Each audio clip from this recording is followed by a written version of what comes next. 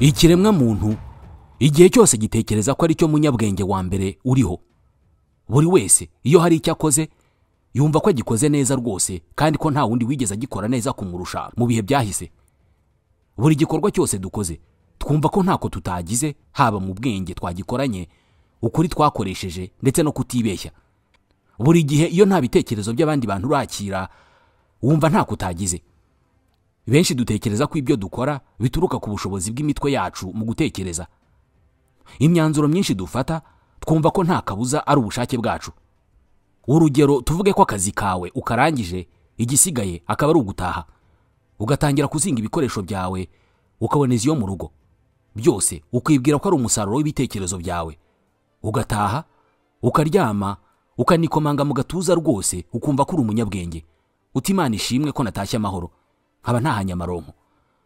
Ariko se wabigenza ute uramutse umenye ko uba wibeshya, ko imyanzuro ufata yose utabiterwa n'ubwenge bwawe gusa, ahubwo imyinshi iba ifite amarangamutima yiri inyuma, kandi ko kutabimenya ubwabyo nabyo ari ikibazo. Hari umwanditsi wamenyekanye cyane mu ruhando mpuzamahanga, Robert Greene.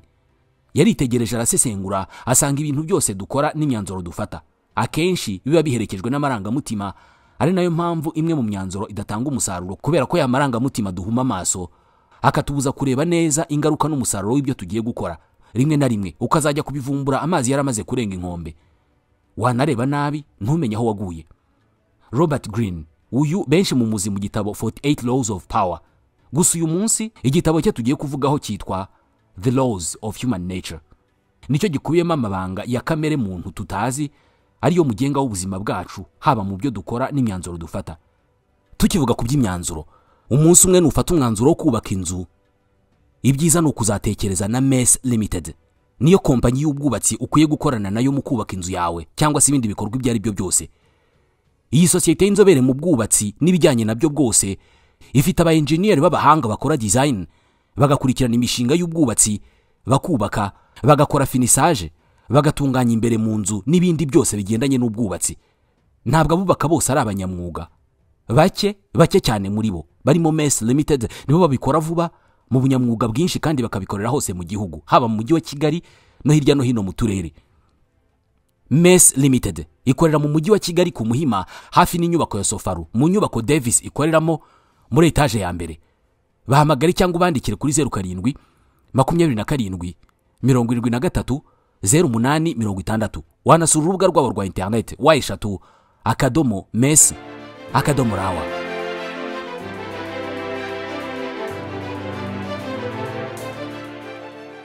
Robert Greene avuga ko ubusanzwe ikiremwa muntu ari ubwoko bw'inyamaswa ifite ubushobozi bwo kubana n'izindi, social animal.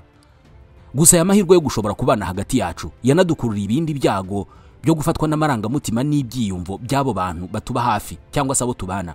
Muri make, kubera ko umuntu agirwa no kuba mu bandi, byamwanduje ko no mu buzima baho bwa buri munsi n'ibyemeza afata haba harimo ingano runaka y'ibyifuzo n'ubushake bw'abo bantu bandi bari kumwe nawe. Urugero, niba warakuriye mu rugo rw'abantu bakunda ibyo kurya ibi n'ibi, amaherezo nawe uzakura ufite ibyo kurya ukunda bishingiye ku byo bakureze bakundaga, kubera ko ari nabyo bakundaga kukugaburira. Byagorana ko wakura ukunda amateke kandi mu gace wakuriyemo nta mateke yahabaye. Ni nacyo kidutandukanya iyo tubona nk'abantu bo muri Aziya barimo kurya ibisimba byo mu mazi tutazi, cyangwa se inyamaswa z'igasozi utatinyuka kurya uri mu Rwanda. Bo bakuze babona iwabo biribwa, bibakuriramo ku buryo bumva kubirya nta kibazo ndetse biranabaryohera. Ni nk'uko natwe wenda iyo babona turya ubugari n'ibindi biboneka cyane muri Afurika, wasanga baduseka cyangwa se bikabatangaza. Nguko uko imigirire y'abandi natwe tugenda tuyandura buhoro buhoro, ikanivanga mu byo dukora cyangwa se ibitekerezo tugira, ariko ntiturabukwe. Robert Greene aragira ati twatakaje ubushobozi bwo kumenya uburyo tubeshejweho n'abantu duhorana, uko tuyoborwa n'amarangamutima ndetse n'ibyiyumvo byabo. Uyu mwanditsi avuga ko kubera iyo mpamvu usanga abantu bamaze gusobanukirwa ko ibyo bakora bishobora kuvangirwa n'amarangamutima ya sosiyete babayemo. Abo bantu nibo bashobora kurenga imitego ubuzima budushyira imbere, kubera ko icyo bagiye gukora cyose babanza gutekereza kabiri no kugenzura ko batagikoreshejwe n'amarangamutima atari ayabo. Robert Greene ati abantu batazi kugenzura amarangamutima yabo iteka baba hari abagaragu b'abantu bamaze kwisobanukirwa. Kwimenya kuvugwa ahangaha ni ubushobozi bwo kumenya gutandukanya wowe n'amarangamutima yawe. Cyagiye wowe ubwawe ushobora kureba icyo wakoze ukibwiza ukuri, ukamenya ko wagikoze nabi cyangwa se neza, kandi nta kwibeshya kujemo. Bwana Green avuga ko buri muntu wese agendana ikintu kimeze nka mask. Muri make, hejuru ya mwanafunzi hari undi mwanafunzi utagaragara kandi ugira uruhare mu myanzuro yose ya mwanafunzi wa nyawe. Kwimenya rero ni ukubasha kwiyambura wa mwanafunzi w'agakingirizo, hagasigara mwanafunzi wa nyawe ufite ubushobozi bwo gufata umwanzuro nta marangamutima ajemo, ubwo hari mwanafunzi nawe hasimbuza izina ryawe. Uyu mwanditsi akomeza agira ati twese dufite indi version yacu cyangwa se urundi ruhande rwacu rumeze nk'agakingirizo. Iyo ni ya myitwarire yacu tutazi neza ko atari yo, ariko tukayemera kubera ko ituma twemerwa mu bandi. Ibi ni ukuba ubizi neza ko kunywa inzoga bituma ubabara umutwe, ariko kubera ko abandi barimo kuzinywa, cyangwa se kubera ko inshuti zawe n'abandi bose bagushimisha barimo kuzinywa, cyangwa se kubera ko bateguye kuzinywa muri iyi weekend, ukemera ukazinywa ubizi neza ko atari ibintu byawe, ukirengera ingaruka mu gitondo. Gusa Robert Greene ntabwo abibonamo ikibazo kuba hejuru yawe hari undi w'agakingirizo kandi ugira uruhare mu byemezo ufata, ahubwo ngo biba ikibazo iyo wowe wemeye ko uwo wowe w'agakingirizo ari uyobora ubuzima bwawe bwose. Ni nawe ahera atugira inama kugira ngo tumenye neza inshuti zacu ko bisaba kwitegereza igihe kinini ukarenga uyu muntu w'inyuma ubona, ahubwo ukareba ibindi bihishe birimo imyitwarire n'ibindi. Ushobora kubukorana n'umuntu ari we witanga mu gihe habaye ikibazo runaka, abyuka mu gitondo asuhuza abakozi bagenzi be bose, akora iyo bwabaga ngo abantu bose babone ko ari umuntu mwiza. Iyo sura iri inyuma ishobora kukubeshya ko rwose uwo muntu ari umugira neza, nyamara ntumenye ko abikora wenda ngo akundwe na bagenzi be cyangwa se afite n'izindi nyungu runaka agamije, ariko utapfa kuvumbura utabanje kumusesengura neza. Ushobora kubona umuntu utuje cyane ari we muntu mutangaho urugero ko ari umuntu mwiza, nyamara ejo ugatungurwa nuko wamubonye akora amabara mwese mutatekerezaga ko yakora. Bimwe bavuga ko rwubika ngohe ari we rwuburangeso.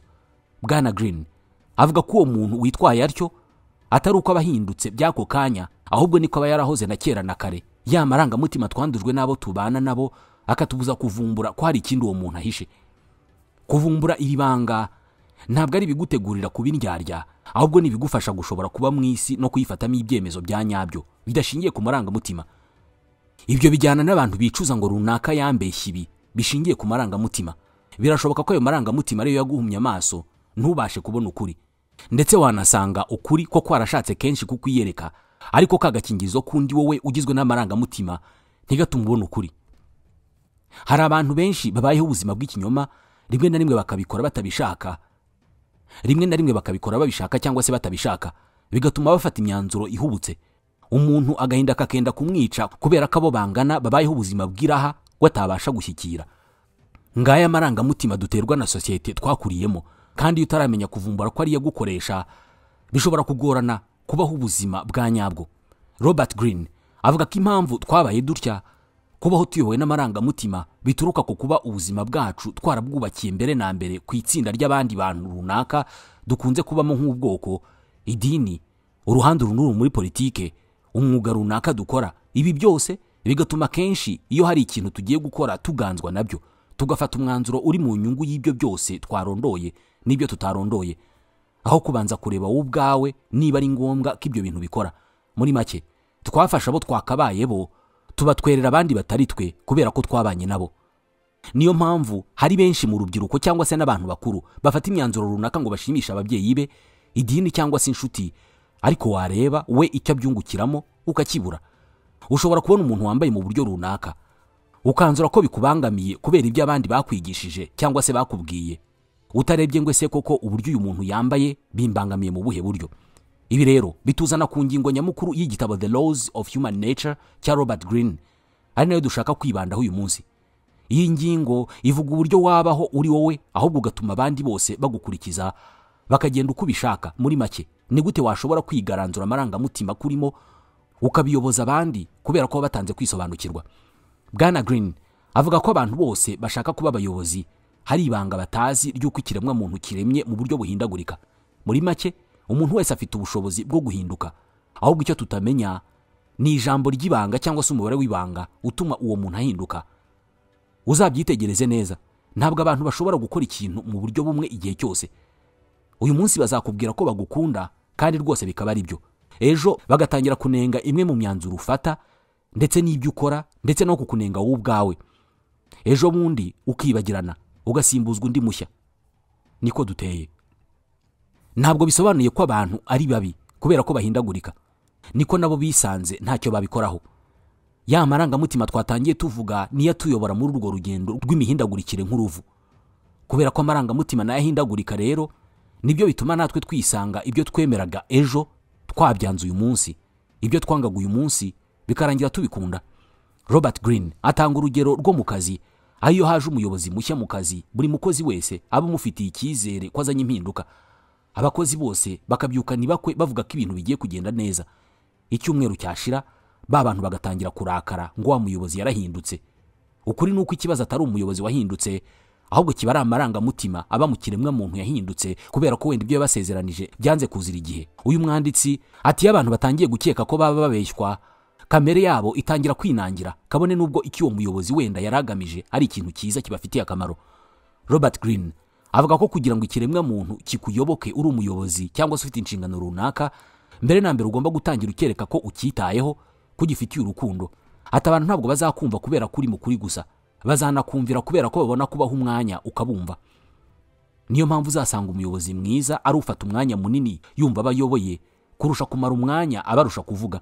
Muri make, abayoborwa uba bamaze kubashyiramo amarangamutima, kandi nk'uko uyu mwanditsi yabyanditse, benshi amarangamutima niyo abayobora.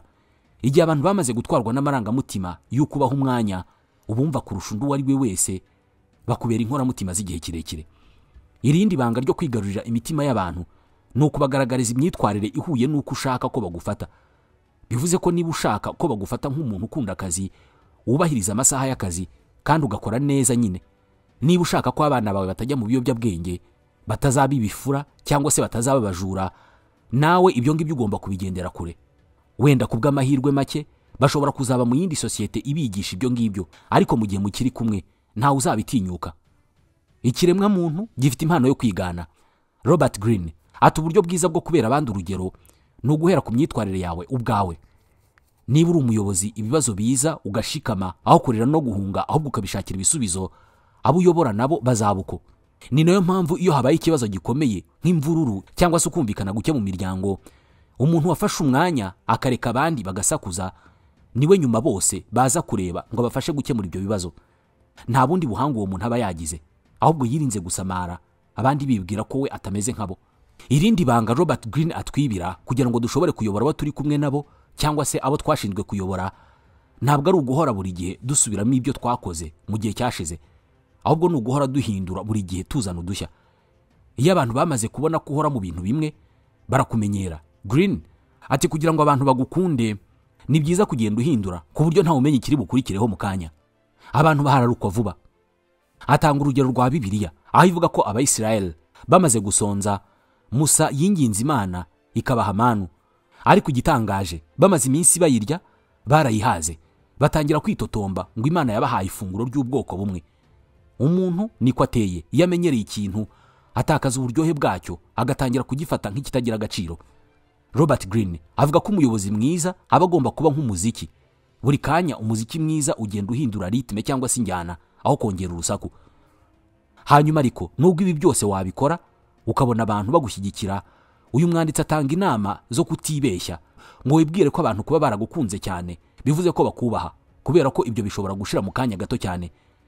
Ni ngombwa ko urukundo n'icyubahiro abantu baguha bijyana n'ibikorwa bakorera, kubera ko iyo bavumbuye ko burya hari ibitarimo ukuri, ntabwo umenya uburyo bakuvuyeho. Ngiyi impamvu uwanditse iki gitabo turimo kuvugaho agira inama abayobozi yo kubakira ku bikorwa n'indangagaciro za nyazo aho kubakira ku buriganya.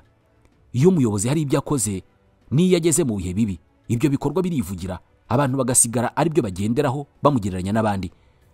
Ibanga rindi rituma abantu bagukurikira aho ugiye hose, Bwana Greene ati ni byiza kubareka bakumva ko bafite ubwigenge.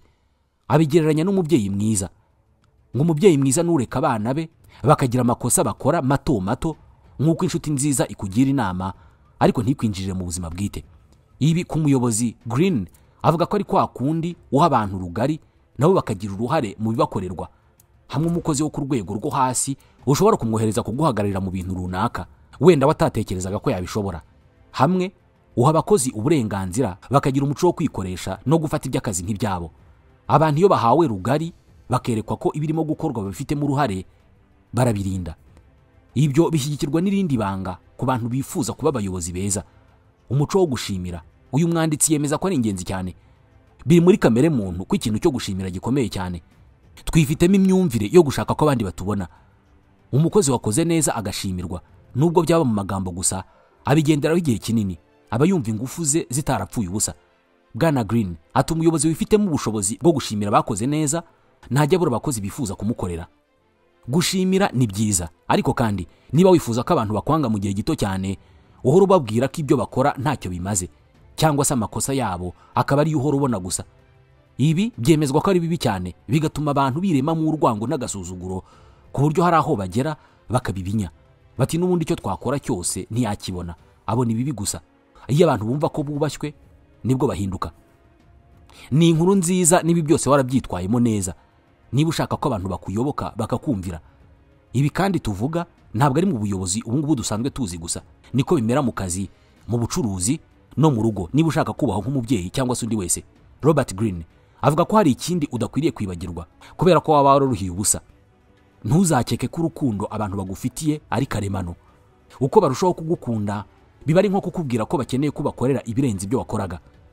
Nugeraho wumva ko abantu wabafasha amaraso nk'uko bivugwa, maze ukagereka akaguru ku kandi utindakomeye, uzaba utangiye inzira mbi ikuganisha habi.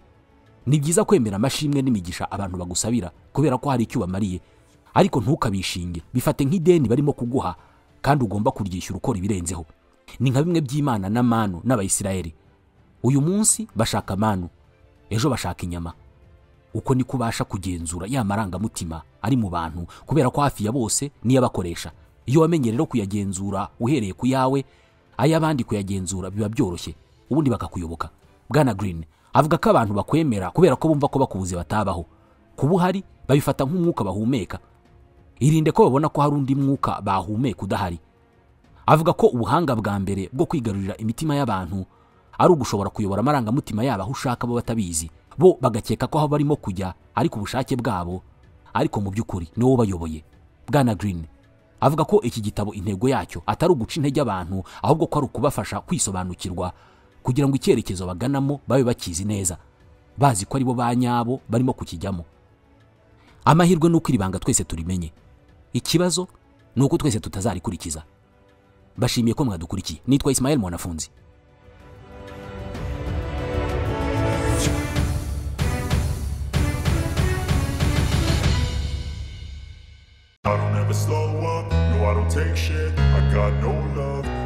Sinzi niba waruzi iyi nkuru, ariko mudasobwa ya mbere yabayeho yitwaga Electronic Numerical Integrator in Computer. Yakozwe mu 1942. Yapimaga toni 27 z'uburemere, ikajya ahantu hapima metero kare 167. Yanganaga n'inzu. Muri iki gihe nta watekerezaga ko uyu munsi mudasobwa izabikwirwa mu mufuko w'umwambaro, kandi birebana nayo byose. Abahanga bo muri WGP Group Technology bakabikora mu kanya gato cyane. WGP Group Technology ni ikigo gifite aba engineer bazobereye cyane mu birebana na computer byose, haba mu kuzikanika, kubaka imbuga za internet cyangwa website development na mobile application development, gushyira ikoranabuhanga mu bintu bitandukanye nk'ibikoresho byo mu nzu, ibizwi nka IoT systems and AI driven solution. Ibi ni ugukora ku buryo bimwe mu bikoresho nk'ibyo mu rugo, ibyo mu kazi nko mu buhinzi, mu bwikorezi n'ahandi bikora nk'ibiza ubwenge. Ni nko gukora ku buryo inzugi zikingura, amatara akaba yakwiyatsa, bimwe mu bikoresho bikikoresha. Muri WGP Group Technology kandi dukora ibyitwa 3D printing, imitako, ibikoresho byo mu biro, bimwe mu bikoresho byo mu rugo n'ibindi byinshi watekerezaga ko bikorerwa kure. Muri WGP Group Technology babikorera design bakanabiprintinga kubera ko bafite imashini ikora 3D printing. Tugira kandi cloud hosting kubifuza services zo kubika data zo ku mbuga za internet. Dufite server nini kandi zigezweho. Muri WGP Group Technology kandi tunatanga imenyereza mwuga ku banyeshuri baba biga mu mashuri yisumbuye, kaminuza ndetse na professional internship. Duhamagare cyangwa twandikire kuri 07 95 57 15 16. Wanasura urubuga rwacu rwa internet wa#WGPGroupTechnology.com. Ushobora no gusura imbuga nkoranyambaga zacu Facebook na Instagram, hose ni WGP Group Technology. Ntabwo ubuzima bwacu bwigeze bworoha nk'uyu munsi igihe WGP Group Technology yari itaraza.